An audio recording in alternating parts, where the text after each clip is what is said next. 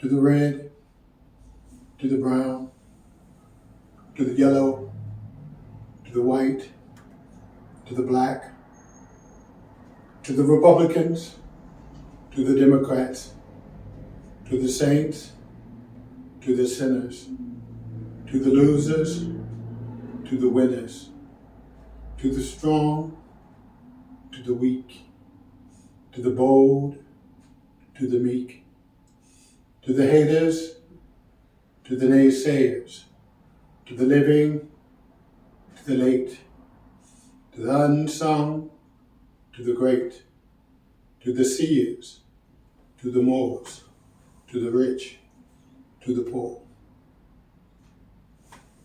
Salutation, brothers and sisters. I am Orapotist Maximus, orator, poet, and activist. First, giving honor to God. It is my custom to open up with a word of prayer. I hope you don't mind, or think it inappropriate, or consider it robbery that I do so. In the Holy Bible, the book of Malachi, the book asks the question, will a man rob God? Will a man rob God? Yet we rob him every time we exclude him from our affairs. We rob him every time we're so quick to receive the praises of men, rather than deflecting, redirecting the praise, the glory, the honor, the worship to him alone, which praise, glory, honor, and worship is due. Prayer. O Almighty God, creator of the heavens and the earth, have pity upon thy people. Extend thy hand, thy benevolent and merciful hand to these thy children. Help the hurting, the feeble, of the likes of which there is no equal, who in your infinite wisdom will become a chosen people. Yes, a stone, a tried stone, a precious cornerstone, the stone that the builders rejected.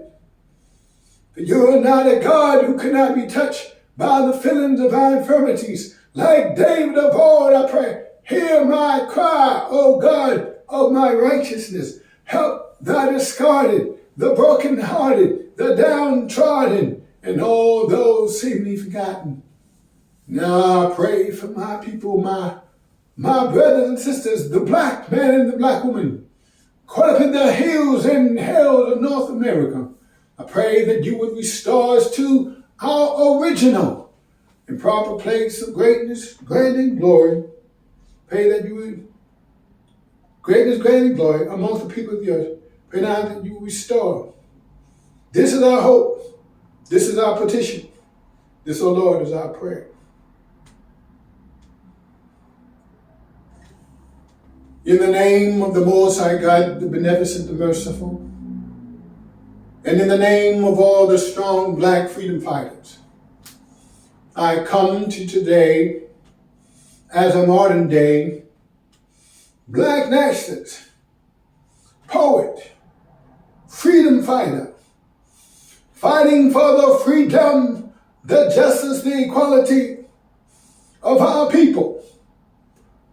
Yet I'm here today, but not as some prophet, no sage, no rabbi, no priest, but a poet, a voice, articulating the hurt and the pain of the suffering masses of our people who are not moving forward.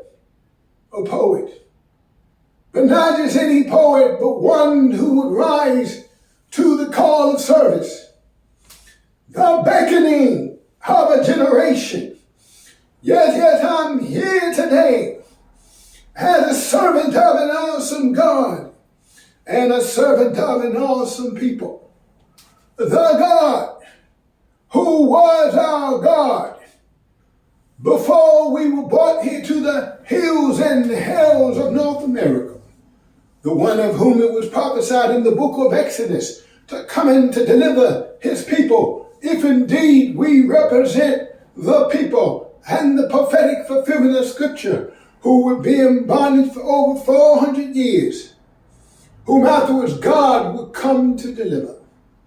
Yes, brought here to America on the belly of slave ships, ships filled with dung and disease. They packed us in like sardines, traded us for mere sugar cane and coffee beans. The despised and rejected, our people, robbed of our names, robbed of our language, robbed of our history, robbed of our culture, our folkways, our mores, our religion. Look at us.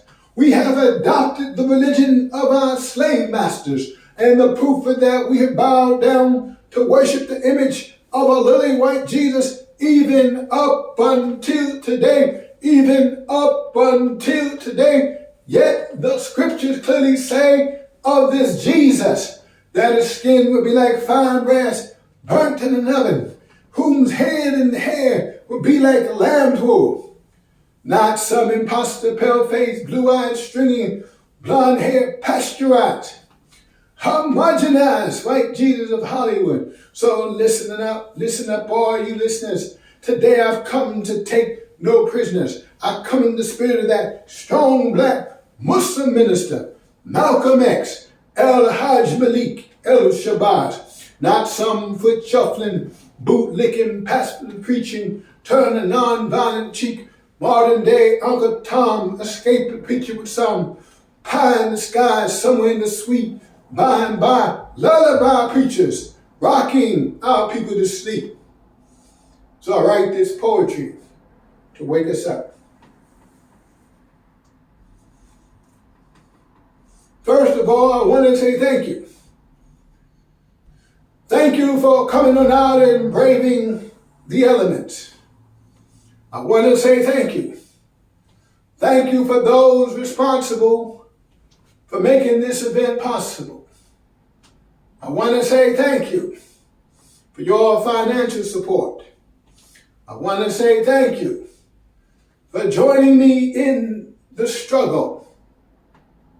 If my memory serves me correctly, I believe it was Frederick Douglass who said, and I quote, "If there is no struggle, there is no progress. Those who profess to favor freedom, yet deprecate agitation, are those who want crops without plowing the ground. They want the rain without the thunder and lightning. They want the ocean without the sound of its awful waves. The struggle may be a moral one. The struggle may be a physical one. The struggle may be both moral and physical, but there must be a struggle. For you see, power concedes to nothing but demand. It never has. It never will." Frederick Douglass, 1857.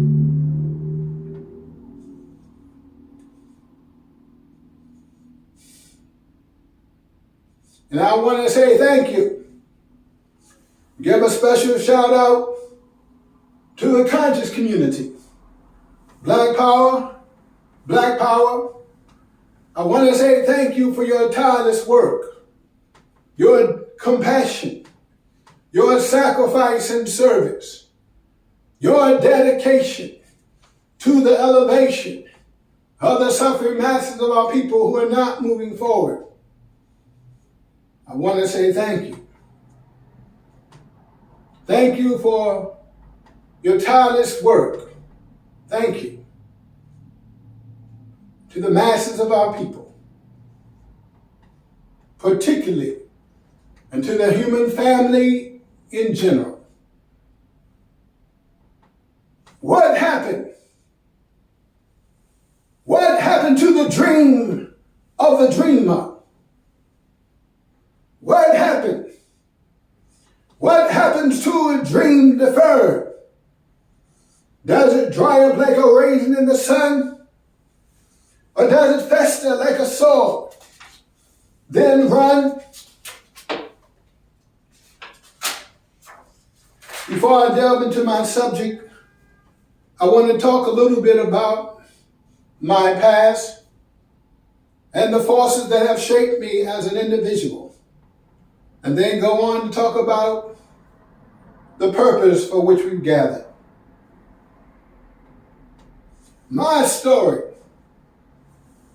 is a bittersweet one. It is the story of a hero's journey. It is the story of a life burdened with mental anguish, yet the inevitable and ultimate triumph of the human spirit. As a young man, I was being groomed for the work of the ministry. I was a born-again Christian in a mega church. It was nice. I was baptized twice, had a beautiful Christian wife and 2 lovely kids, and I did all the things a good deacon did. I had 2 cars and lived amongst the beautiful apartment amongst the cherry blossoms. Everything was great. But like the fickle winds of uncertainty, life began to blow. A chain of events underwent. After a serious altercation with church leadership that led to my expulsion, my dreams of becoming a minister of the gospel of Jesus Christ were seemingly thwarted. My wife left. My self-esteem robbed, and I lost the steady job that I used to support my young black family. Within a 3 months period of time, life began to take its toll. I found myself having landed at the tender age of 27, having landed in the psych ward of the St. Elizabeth Hospital. But before things got better, they got worse. Oh, the tumultuous years that followed. My only comfort were the pills I swallowed.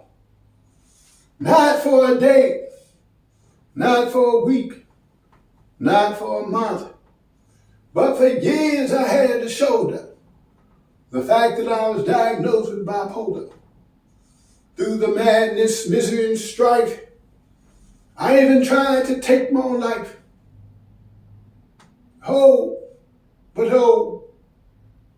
Then came the dawn of a new day. I began to fervently pray that in my life, God would have his way.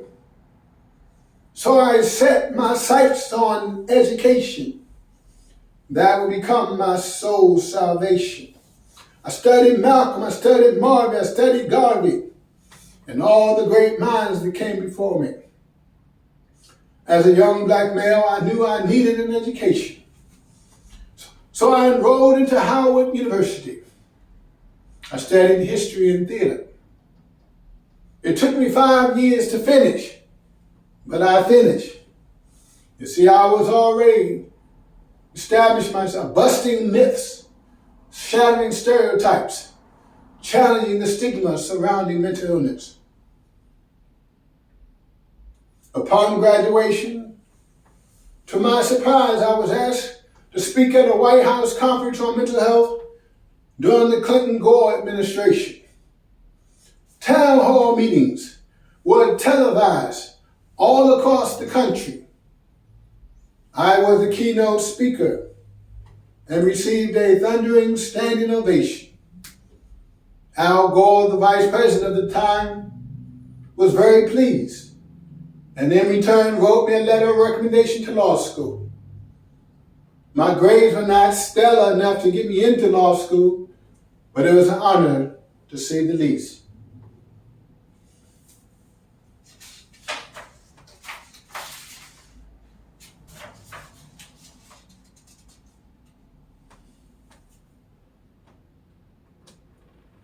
Later in life, I still battled with depression,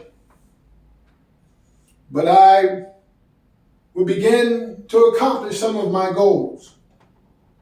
I would become a published author, a local television producer, playwright, poet, activist. I wrote short stories, I produced short film. I was interviewed regularly by reputable television and radio stations. Reputable television and radio stations. I spoke consistently at church, civic, political, and social functions. Serving the elderly, helping the homeless. I worked closely with Gary Clark, Senior, for Pep Rally Peace in the Streets, providing much needed school supplies and food to the homeless. Over the years, I wrote the documentary series, The Urban Diary, Prominent Speeches of an American Griot. I will be recognized as the Ambassador of Poetry for the D.C. State Committee, heralded by the ACLU as an oratorical genius, dubbed the oratorical beast of Northeast. I work closely with strong Black leaders like the attorney Malik Zulu Shabazz and the Movement for Black Power. I am a registered member of the Nation of Islam. I also acted. I landed a small role in Russ Parr's major motion picture, Something Like a Business, working with actors like David Allen Greer and Kevin Hart.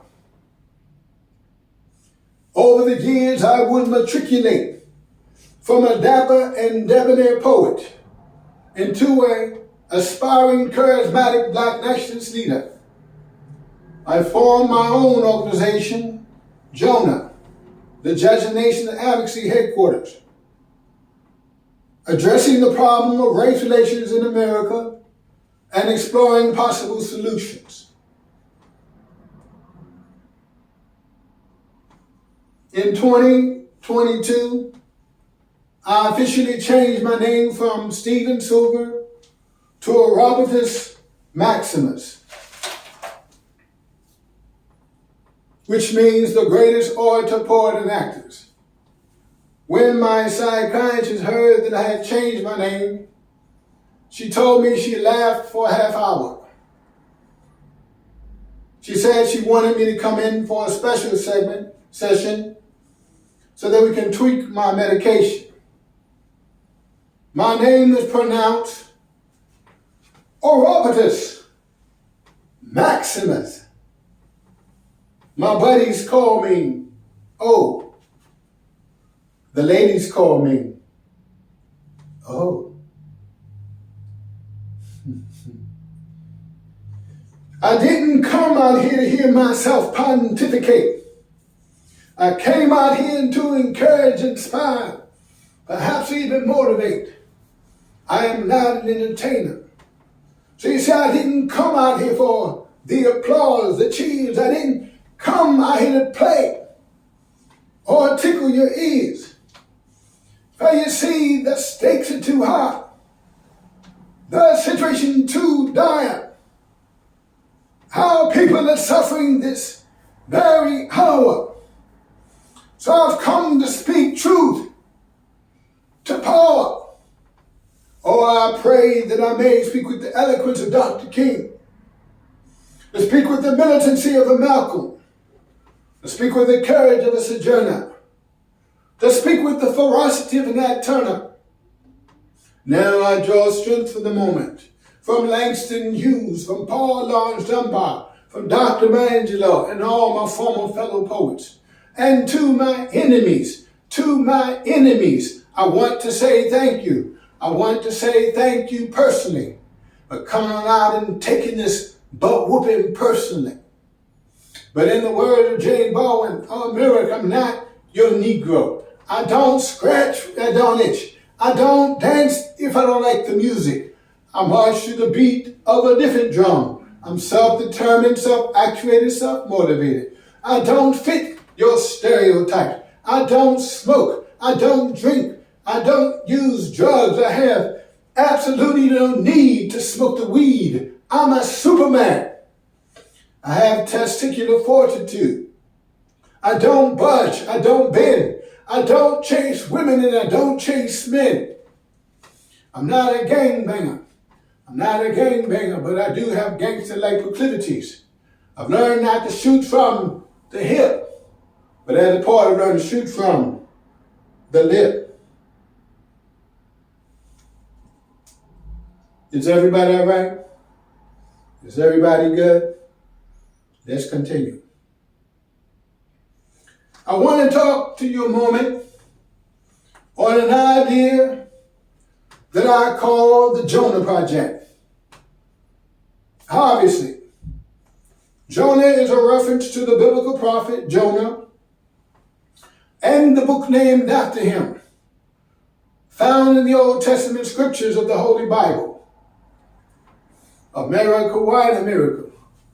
Unfortunately for you, contrary to popular belief, Jonah is not a fictitious account. Jonah is not some fairy tale or some fable or mere fabrication of man's imagination. Jonah is a real account of a real prophet, of a real fish, of a real God, of a real nation like America that finds itself in real trouble. This book, Jonah, is a test. It is an example. It is a warning to all would-be nations that would find itself in the crosshairs of the judgment of God. Having said that, I want to quote just a few verses from the book of Jonah, just enough to give you an overview. Now the word of the Lord came unto Jonah, saying, Arise, go unto Nineveh, that great city, and cry against it, for its wickedness has come up before me. But Jonah arose to flee to Tarshish from the presence of the Lord. And the Lord prepared a great wind in the sea, and there was a mighty tempest in the sea, so that the ship was broken. And the Lord prepared a great fish to swallow up Jonah. And Jonah was in the belly of the whale, the belly of the fish, 3 days and 3 nights. And the word of the Lord came, and the Lord spake unto the fish.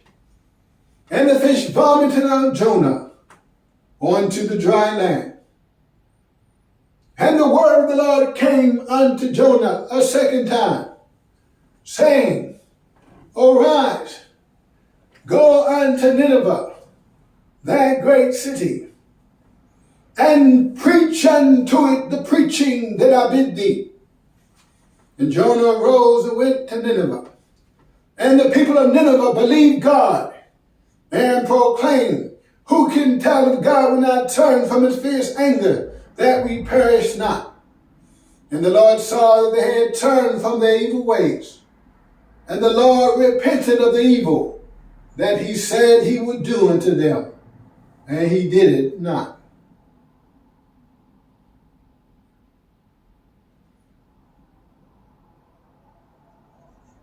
The Jonah Project is a test and testament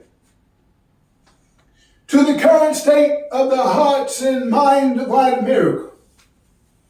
Its simple objective is to give white America the opportunity to be on the right side of history, to reconcile the present with the past, to reconcile the harsh history of African American chattel slavery in this country and its present day ramifications and repercussions on black life.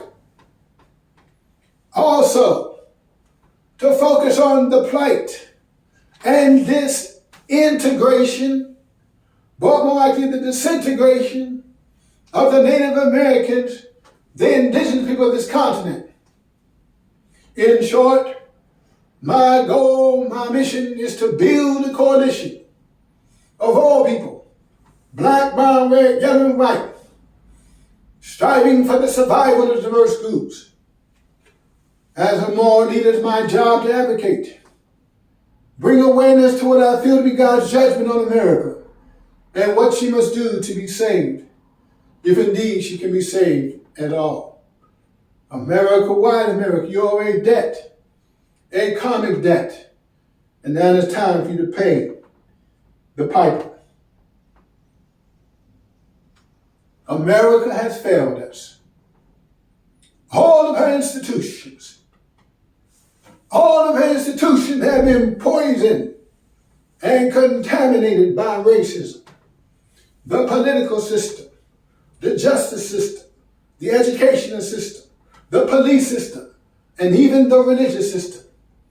Again, what we're facing is the fruit and failure of American society. The ugly and terrible condition that we find our people in is a direct result of the legacy of institutional racism in America. Again, what we're facing is the fruit and failure of American society. America, white America. I am a lot of things, but I am not naive. I am a student of history. I possess the knowledge that the white man in America has been nothing but a devil, has been nothing but a tormentor in the grand scheme of race relations in America as we know it. Let's look at it. Slavery, civil war, segregation, subjugation, discrimination, police retaliation, mass incarceration, gentrification. Let's look at it. America, white America, you have a history of being kidnappers, rapists, racists, robbers, liars, lynchers, intimidators, and murderers. I can go on and on down the list. You fit the description of a true terrorist, but you're nothing but a band of punks, a band of bums, cowards, hiding behind masks, riding horses, brandishing rifles, and carrying torches. You know good, peckerwood, redneck, pot belly, gun toting, tobacco chewing, and smoking, carrying rifles in your laps. You look stupid with those pointed dunce caps. Rebel rousers, burning down poor black people's houses, seething haters, masqueraders, mischief makers, no good bastards, fiendish laughers back, slashes, white crackers, Johnny come lately, overall wear Neanderthal. In spite of the passing of time, you continue to commit your heinous crime. You try to instill our hearts with fear, the militarization of America, the infamous riot gear. And now you unleash upon black folk your modern day weapons, your bag of tricks, police sticks, police dogs, guns with lasers, wands, batons, pepper spray, high voltage electrical tasers. You're the same people, you just go by different names. And killing black folk is still fair game. But what did we ever do to whites? What did we ever do to whites? Except to be black as the darkest night. Now we're experiencing one of the greatest displacement of black folk this nation has ever seen. Still, white America won't complain. And when we talk of reparations, they say go figure. I don't owe nothing, so I'm done, nigger. So that begs the question, can America be reformed? The Jonah Project, the Jonah movement seek to put this issue to rest once and for all. A white people in America, like the wicked city of Nineveh, deserving a final opportunity to make right the wrongs of past generation. America, white America, I'm not your judge.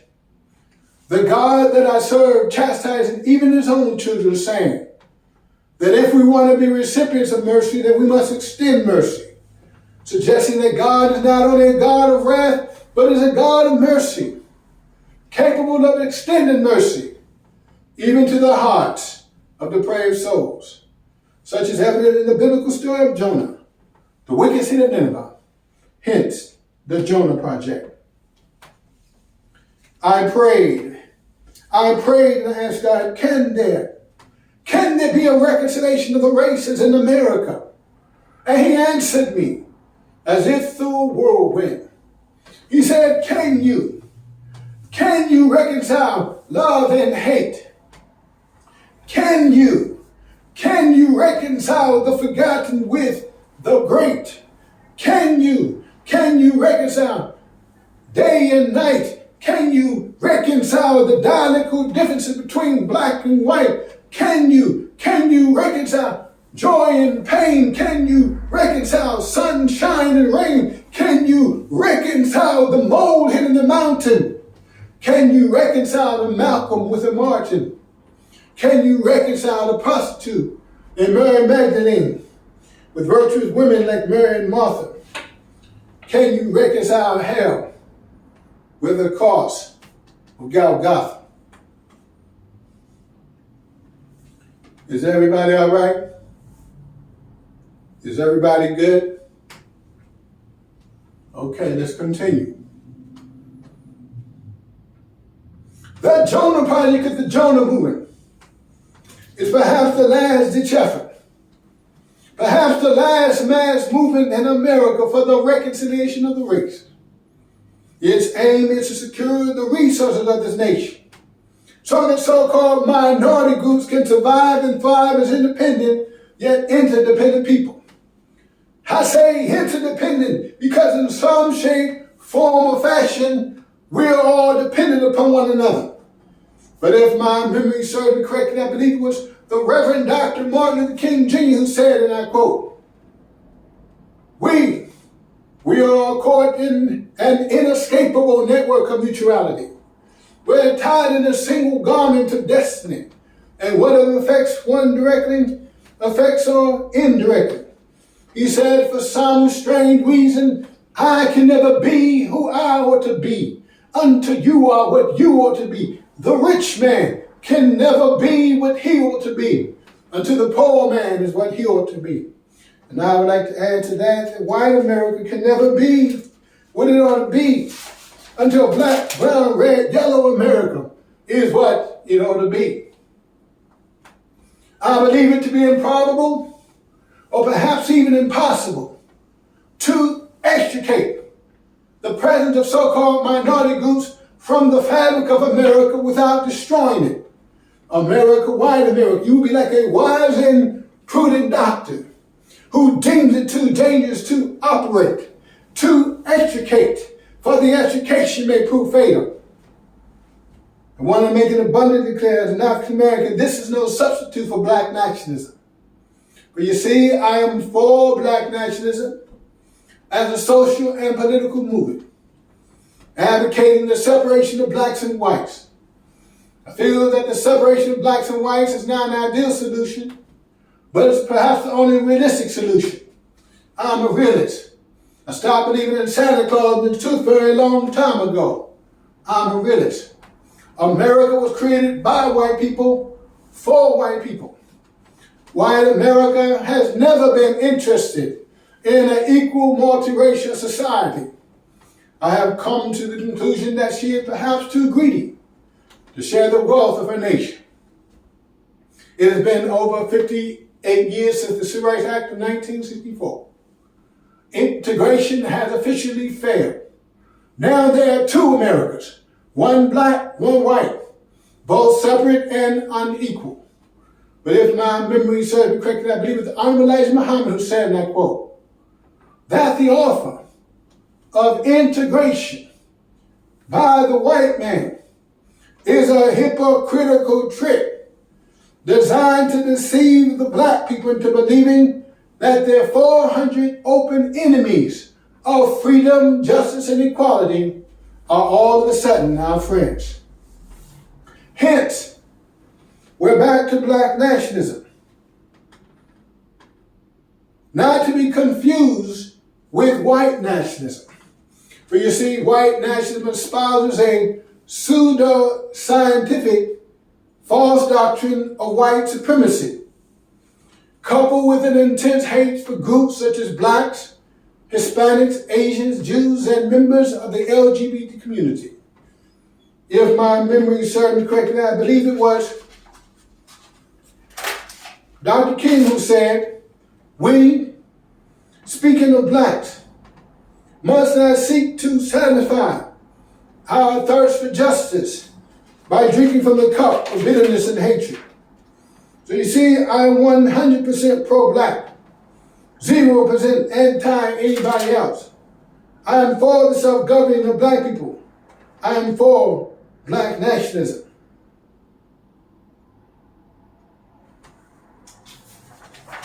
Malcolm X, El-Hajj Malik el-Shabazz, nearing the end of his mortal life, had a major change of heart in his philosophical understanding of race nations in America as it should be.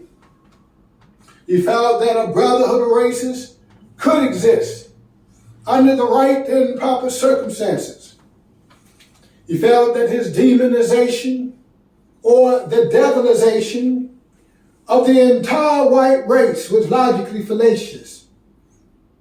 The Honorable Elijah Muhammad, the leader of the Black Muslim movement, and the Nation of Islam, which happens to be the underpinning of my philosophical and theological base, believes based in history that the white man in America is a damnable devil incapable of being reformed. But like many who grow in their beliefs, I use the Minister Louis Farrakhan himself as an example, have moved towards a more moderate and inclusive belief system. The masses have been attracted to the message of Muhammad. Hence, we're back to black nationalism and my belief in the necessity of the separation of the races if the Jonah Project fails and we're left with no other alternative. If my memory serves me correctly, I believe it was the Constitution that says, and I quote, when in the course of human events it becomes necessary for people to dissolve the political bands that connect us to one another, and to assume amongst the powers of the earth the separate and equal station, to wish the laws of nature and nature's God, to declare the causes which compel them to this separation. As an African American male, I'm offended when whites suggest that we, as black, should be the ones to leave this country as a result of this dilemma. I ask the question, why should we, African Americans, or any so-called minority group, should be asked to leave and forsake a so-called new world that we were responsible for creating? I ask the question, why not?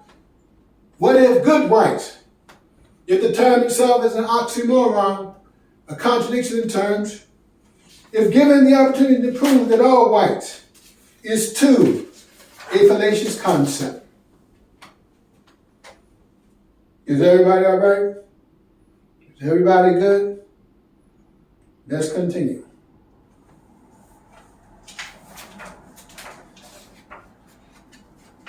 I know that many of you have watched my interview with Jeanette Pollard of Culture, Class, and Consciousness. That interview featured my blueprint and outline of Jonah. Again, the Judge of Nation Advocacy headquarters. I want to take this opportunity to set the record straight and to clear up any misconceptions that may have surfaced. First of all, I'm not suggesting or advocating integration. First of all, I'm not advocating that we should freely forgive whites for what they have done to the Native Americans, the indigenous people of this continent. Secondly, nor am I suggesting or advocating that we should freely forgive whites for what they have done to African Americans. Both in my estimation is unforgivable. In my human estimation is unforgivable. However, I believe that the Bible teaches there's a biblical precedent that even the most wretched men are sometimes afforded a small window of opportunity to make right their wrongs. Repentance for one's sins is a Christian concept that Jesus taught. but that any forgiveness is still contingent and predicated upon the tangible fruit of repentance. All the Bible scholars agree that we're living in the last days, that we're walking on the very pages of the Bible, and the only thing that stands between America and its ultimate destruction is perhaps a Jonah. Thirdly, now am I suggesting advocating integration. What I am advocating the necessity of the separation of the races if the Jonah Project fails. I am for the self-determination and well-being of the so-called minority groups. I am rightfully fearful that if we as blacks continue on this course and do nothing, then we will find ourselves having to make bricks without straw. We find ourselves being set up for annihilation. This disintegration is the formula for our disintegration. It was Dr. King who suggested that unless we learn to live together as brothers and sisters, or we'll perish together as fools. My qualifications for leadership lies in my untainted love for my people. This untainted love for my people is perhaps the highest criteria for service, coupled with my belief that I'm morally bound to live a life worth emulating. I'm not afraid to speak to whites. I'm not afraid to speak to the Ninevites, but I speak from a black nationalist point of view and platform. Is everybody okay? Is everybody good? So today I'm here to announce the official formation of the Jonah movement. In all sincerity, I believe it to be ambitious, perhaps even imprudent, to start a new organization or mass movement from scratch. I am of the persuasion that we as blacks should not and cannot continue to waste precious time reinventing the wheel to solve our problems. As a student of history, I believe that the key to the black man and black woman's rise and liberation can already be found in the collective wisdom of our ancestors, in the hearts and minds of our past and present leaders and luminaries alike. I believe that all of our problems can be solved. I believe that all of our questions are ours for the asking. If we would take the time, sit at their feet, glean from their wisdom, knowledge, and understanding, I stand here today with your support to form a new organization, to build on the successes of those great past and present black organizations, like the Reverend Al Sharpton National Action Network, like the Reverend Jesse Jackson, the National Rainbow Coalition, like Dr. Martin Luther King Jr., the Southern Christian Leadership Conference, like Malcolm X and African American Unity, like Marcus Messiah Garvey and the Universal Legal Improvement Association, like W.E.B. Du Bois and the NAACP, the National Association for the Advancement of Colored People, like Huey Newton and Stokely Carmichael, like the Minister Louis Farrakhan and the Nation of Islam, like Dr. Khalid Abdul Muhammad and the new Black Panther Party. And I would be remiss if I didn't mention the lawyer warrior, the attorney Malik Zulu Shabazz, and the movement for Black Power, and his faithful assistant, Dr. Amy Jenkins.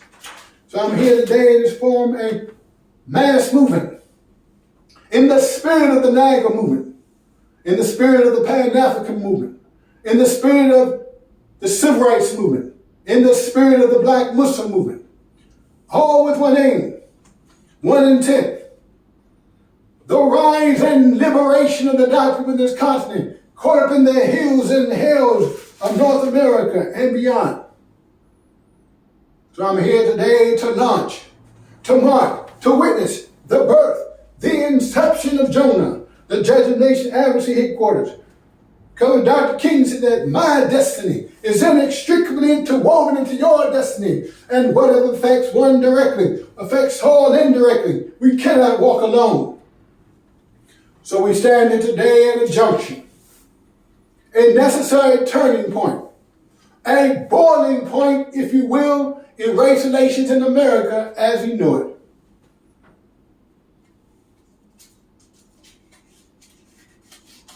So I ask the question, is America, like the wicked city of Nineveh, the people of Noah, the people of Sodom and Gomorrah, deserving a final opportunity to make right the wrongs of past generation? As a moral leader, I think it only right and proper that every so-called new generation should be afforded a small window of opportunity to make right the wrongs of past generation. America, white America. And when I say white America, I'm largely speaking to the lingering racist element of white people. The stubborn, those whites unwilling to learn from the errors of their ways. Those whites bound and handcuffed, seemingly incapable of severing themselves from the dark traditions of the past. So I'm here to offer America a final proposition: to get right or to get left. To get right or to get left. To get right, I mean to reconcile, restore, and repay. Or to get left, face the immediate separation and relocation and allocation of the doctrine of this continent. Or face the sovereign judgment of God on America.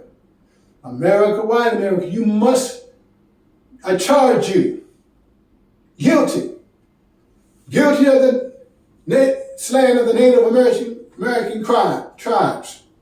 Guilty of committing heinous, ugly, despicable, unprovoked, inhumane treatment of the doctrine of this continent. America, you must repent. 1, you must rebuild the world of this indigenous people.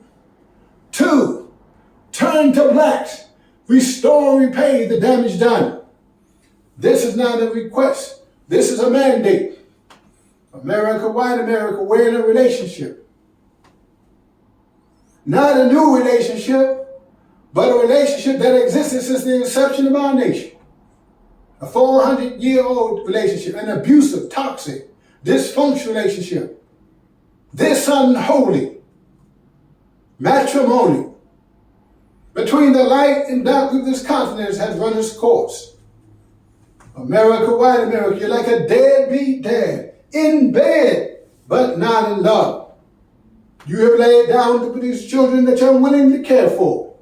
But your law insists, so don't be hypocrites, that if a man lays down with a woman and produces a child, that he is responsible for that child for 18 years until it's come of age. We as blacks are like your children, the offspring of an illegitimate relationship, the fruit of your loins.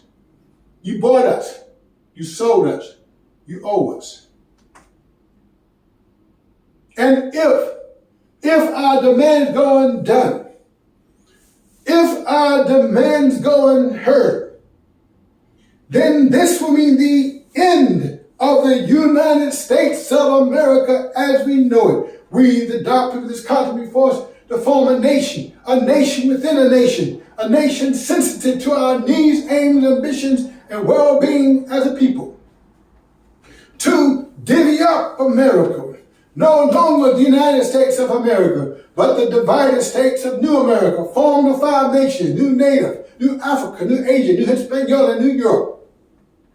I propose 5 independent people. We can do it, black man. We can do it, black woman. A nation of our own.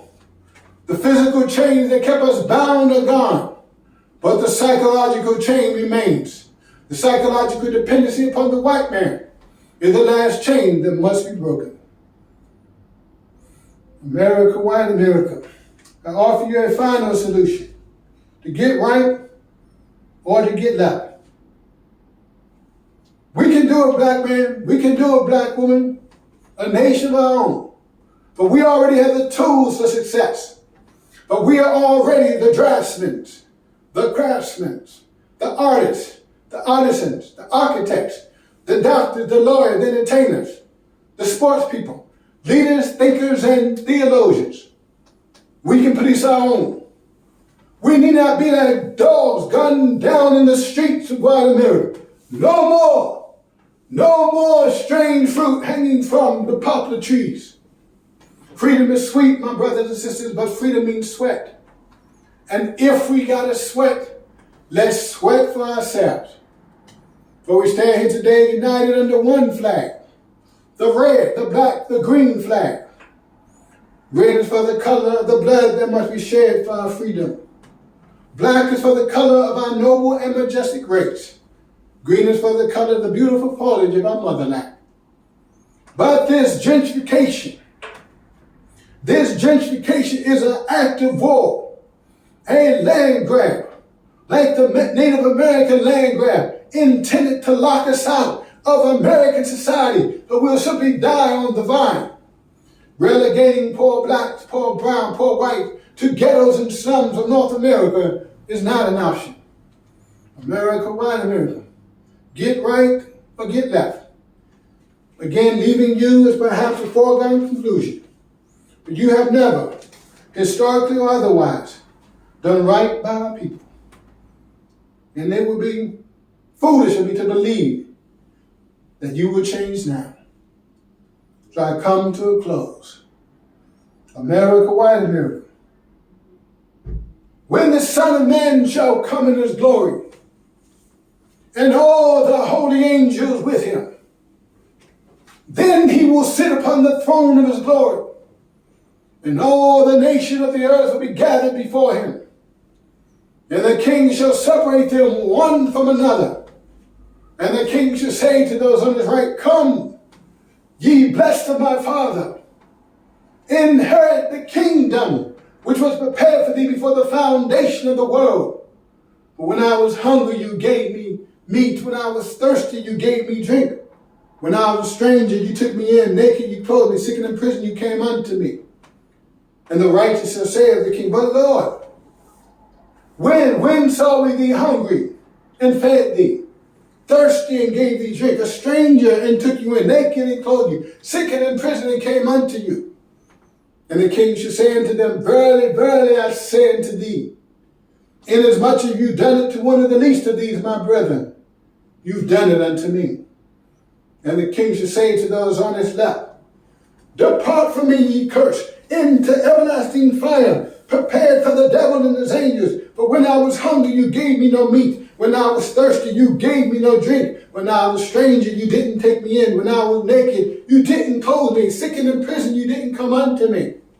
And they shall also say to the king, but Lord, when saw we thee hungry, thirsty, a stranger, naked, sick and in prison, and didn't minister unto thee? And the king shall say unto them, verily, verily, I say unto thee, inasmuch as you've done it not to one of the least of these, my brethren, you've done it not unto me.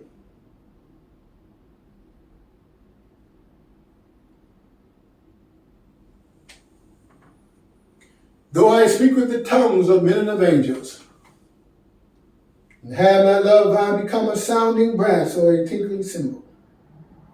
And though I have the gift of prophecy, and understand all mysteries and all knowledge, and though I have all faith so that I can remove mountains, and have not love, I am nothing. Though I bestow all my goods to feed the poor, though I give my body to be burned, but have not love, I am nothing. It profited me nothing. For you see, love is patient. Love is kind.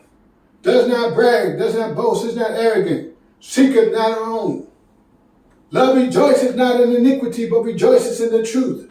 Love bears all things, believes all things, hopes all things, endures all things. Love never fails. But though there be prophecy, they shall fail. Though there be tongues, they shall cease. Though there be knowledge, all vanish away. For now we know in part and we prophesy in part, but when that which is perfect is come, that which is in part will be done away. For when I was a child, I spake as a child, understood as a child, I thought as a child. But when I became a man, I put away childish things. But now we see through a glass darkly, but then face to face. Then shall I know, even as also I am known. Now abideth faith, hope, and love. But the greatest of these is love. And so I conclude. America, you're in the judgment of God. As it was in the days of Noah, as it was in the days of Sodom and Gomorrah, as it was in the days of Jonah, the ark. The ark has been shut, and now the rain is falling. Judgment has come, no longer stalling. The earth is flooding. The floodgates of the deep have opened its mouth, and now there's simply no way out. The night has come, no more mirth.